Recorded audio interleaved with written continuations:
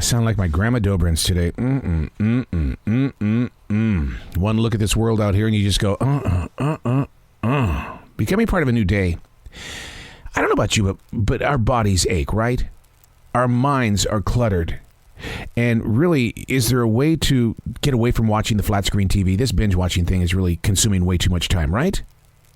There's word on the nearby horizon of a new rise in the COVID-19 cases here in the United States. Studies show it's because more and more people, they're not wearing the masks. And we're not going there. We're not going to have an argument. I'm just telling you what research is showing. I mean, look at Shanghai, China right now. I mean, they are in the center of yet another huge lockdown. And this is going to poison the supply chain, which really, hasn't recovered here in the States. Becoming part of a new day, digesting the present while letting go of the weight of yesterday. Easier said than done, right? Because it seems like there was less worry before the pandemic until you stop to reflect. You've got to reflect. We are the gifted generation due 100% to those before us. And what are we sharing with tomorrow? I'm always asking that. What are you sharing with tomorrow? The focus needs to be on planting. While becoming part of a new day, you got to know your seeds. Be a life farmer. Tend the soil. Are you feeding just yourself or are others involved? More than ever, we have got to meet right here in the present. Hey, it's Arrow. This is The Daily Mess, a chronological walk through an everyday world. I am a daily writer. Writing instrument in my hand, and we are going to write about the present. It's about here we are. Now, what are you going to do about it? Tend the soil. Take care of the soil. And again, who are you trying to feed? Just yourself, or are others involved? This is The Daily Mess. I'm new to this game, but can't help but wonder what sort of changes we as a generation and those that are going to follow us are actually facing. This thing called the Metaverse. A network of 3D virtual worlds focused on social connections. I mean, research, because I like research. Research shows it's going to be the next big thing. Crucial for communications, marketing, and branding. Now, here's how I got involved with this. The School of Broadcasting that I lecture at is stepping into the Metaverse.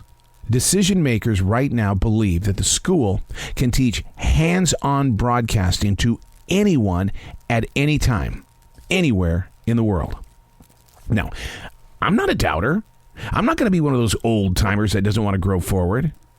But I'm more concerned with the reality that comes to the Metaverse, when the virtual characters are set aside and the human being has to deal with the planet Earth. You got your HBO bill you got to pay. You got to go to the grocery store. You got to do this and this and this out here in the real world. But, everything's fine in the Metaverse. I grasp the layout of this thing called the Metaverse. Troubled, though, by physically being. In the Metaverse, you're not really there, but you are, but you're not. But you really, it's a virtual world. If all you do is run up to the digitized experience, what's going to happen to the authentic emotions and involvements when the electricity goes out? When there's no digital connection? How are we going to handle that? Can we do it? Technology has proven time and time again it's not perfect, and it's never going to be. The Metaverse. Where are we growing forward? I think that podcasting is a form of the Metaverse in the way of bringing conversation to you anytime you want that escape from the real world.